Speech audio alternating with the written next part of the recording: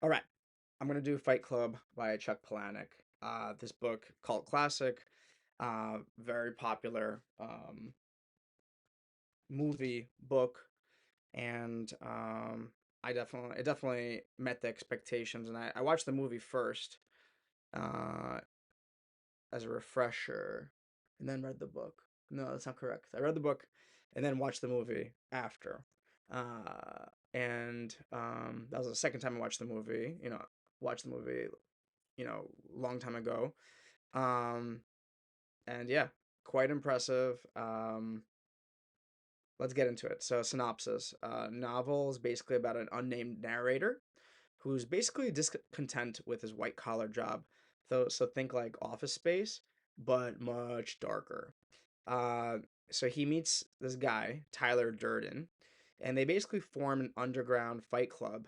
Um, and this is kind of like for him like really super radical psychotherapy because he was like upset, depressed, and so for him it really helped him, but in an extreme way. The club eventually evolves into this like anarchist revolutionary group called Project Mayhem. um, and the narrative of the book revolves around these themes of identity, consumerism, chaos. There's a lot of anti-consumerism, um, anti-buying crap and stuff. The twist in the end, spoiler alert, is that Tyler Durden is the narrator, the main character. So he figures out that he is Tyler, and he's like, "What?" So that's like that big sixth sense reveal at the end. I see dead people, right? So the novel basically ends with the narrator trying to shut down Project Mayhem and accepts that he's Tyler Durden. Um, a little history: book was written in 1996, and actually it's inspired by Palahniuk's own experience in a camping fight and his exploration of masculinity. And Fight Club was actually Palahniuk's first novel, so quite lucky. Um, and he had another novel, Invisible Monsters, which obviously not as popular. Haven't read yet. Um, it was unsuccessful in the beginning when it first came out, but it became a cult classic. Uh, you know, not so long later because the film came out in 1999. So it's to say it wasn't initially unsuccessful is a little bit of a overstatement. However, still, when it came out, it wasn't initially welcomed very warmly. Probably because it's his first novel, man. Um, so, so actually, Palahniuk wrote a sequel in graphic novel form titled Fight Club 2, and this was released in 2015. Haven't checked that out either. Um, and then the famous line from this book that's very important to know: the first rule of Fight Club is you do not talk about Fight Club. So that's like a very, like, almost like you drop that line in a situation where if someone's asking too many questions, first rule of Fight Club is do not talk about Fight Club. Um, and yeah, Palahniuk actually was working on a short story collection for Fight Club, um, where it's in that universe. So a bunch of short stories. Um, and that's pretty much it. So I was looking over my notes, and there's like a lot of LOL moments, a lot of like whoa moments. But I would say for me, the biggest impressions were the vulgarness, but like this like sprinkled through vulgarness, which was kind of interesting and um, I don't know, like it didn't seem too much, but enough that it was impressionable and kind of gave that Kerouac feel. Um, I mention Kerouac all the time, but he's great, and I think he influenced for sure Palahniuk as well as some of the other books that I've read. So this is one of the vulgar things. So, uh, to warm her up, to make her laugh, I tell Marla about the woman in Dear Abby who married a handsome, successful mortician, and on their wedding night, he made her soak in a tub of ice until her skin was freezing to the touch, and then he made her lie in bed completely still while he had intercourse with her cold, inert body. And the funny thing is, this woman had done this as a newlywed and gone on to do it for the next 10 years of marriage. And now she was writing to Dear Abby to ask if Abby thought it meant something.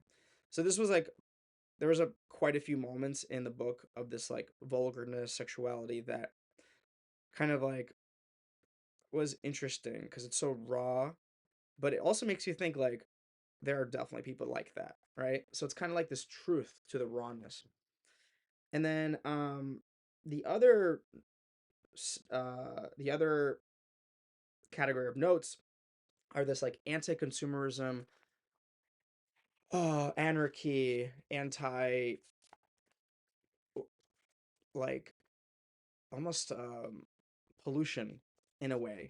This like criticism of the way we do things, and this quote is on page 123. Oh, I didn't say when the other quote was. What page? The first quote was 106, the kinky one. 106. And then the anti consumerism quote that I really liked was on page 123. And it says, "What Tyler says about being the crap and the slaves of history, that's how I felt. I wanted to destroy everything beautiful I'd never have. Burn the Amazon rainforest. Pump chlorofluorocarbons straight up to gobble the ozone. Open the dump valves on super tankers and uncap offshore oil wells. I wanted to kill all the fish I couldn't afford to eat and smother the French beaches I'd never see." So, a lot of quotes like that. There's a lot of this like these quotes that are once again like anti-consumerism, this like revelation of like what we are doing in terms of destroying the climate and the world. And I think that's another reason why it was popular, especially in the 90s. The whole ozone layer, global warming was pretty much a thing. I think that's around the time of um what's his name, Bill Clinton's VP. Oh my God.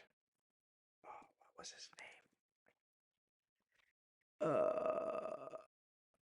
Bill Clinton, VP, Inconvenient Al Gore, guy who did Inconvenient Truth, almost became president, except for Florida messing him up.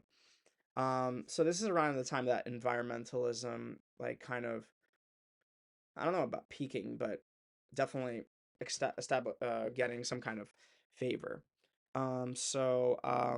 Yeah, so this book, I could see why it's popular. It's pretty good. Um, Funny too. Definitely had LOL moments in there. Maybe I can bring up one of the LOL moments. There's a bunch. Okay, so page 150. Our goal is the big red bags of liposuction fat we'll haul back to Paper Street and render and mix with lye and rosemary and sell back to the very people who pay to have sucked it out. At 20 bucks a bar, these are the only folks who can afford it. So that's really funny. And that's so like true of like what happens in the real world. We are it's not only the poor people that are getting effed, it's the rich people are getting effed by themselves, by each other, and we're all kind of getting effed. So it's kind of this interesting existentialism where it's just like crazy what's going on. Absurdism, I would say. Absurd. That's what Chuck Palahniuk did really well in this book, Fight Club, is expose the absurdity. And yeah, would love to know what you think about it.